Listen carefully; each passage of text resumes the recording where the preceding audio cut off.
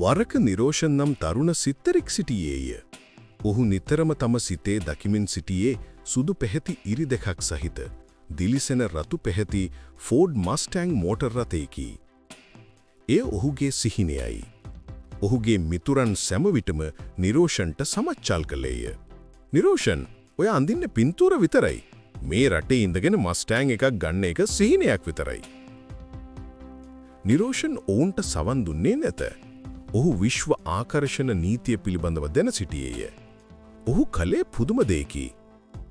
පැහැදිලි දැක්ම.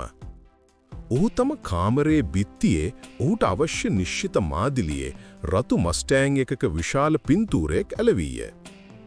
සෑම උදෑසනකම අවදි වූ විගසම ඔහු එම පින්තූරය දෙස බලා මෝටර් රථයේ සුවඳ, එන්ජිමේ ශබ්දය සහ රිය පැදුවීමේ හැඟීම සිතින්ම දෘශ්‍යමාන කළේය. අයිතිකරුවෙකු ලෙස හැසිරීම. ඔහු තමාගේ බැංකු ගිණුම නිරන්තරයෙන්ම පරීක්ෂා නොකළේය. ඒ වෙනුවට ඔහු දැනටමත් මස්ටෑන්ග් රථයේ අයිතිකරුවෙකු ලෙස හැසිරුණේය. ඔහු අද මම මගේ මස්ටෑන්ග් එක සෝදන්න ඕනේ. හෝ මට මගේ මස්ටෑන්ග් එකේ ගමනක් යන්න ඕනේ. වැනි ධනාත්මක වදන් නිතරම භාවිත කළේය. විශ්වාසයේ ක්‍රියාව.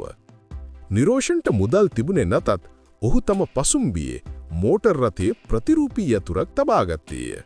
ඔහු යතුර අතට ගත් සෑම විටම එය සැබෑ බව ඔහු විශ්වාස කළේය. දිනක් නිරෝෂන් ඔහුගේ චිත්‍ර ප්‍රදර්ශනයකට ගියේය. ඔහු එහිදී ධනවත් ව්‍යාපාරිකයෙකු මුණ ගැසුණේ. ව්‍යාපාරිකයා නිරෝෂන්ගේ චිත්‍රවලට වශී වීය. නිරෝෂන්ට තම චිත්‍රවල වටිනාකම ගැන සැකයක් තිබුණත් ඔහු තමාගේ මස්ටෑන්ග් හිමිකරුගේ ආත්ම විශ්වාසයෙන් මිල නියම කළේය. ව්‍යාපාරිකයා නිරෝෂන්ගේ චිත්‍ර එකතුවම විශාල මුදලකට මිලදී ගත්තේය. එම මුදල නිරෝෂන්ට කිසිදු ණයක් නොමැතිව සිහිනමැවූ රතු මස්ටෑන්ග් රථයේ මිලදී ගැනීමට ප්‍රමාණවත් වීය. නිරෝෂන් මෝටර් රථ අලවි සෑලට ගොස් තම දෘශ්‍යමාන කළ නිවැරදි මාදිලියේ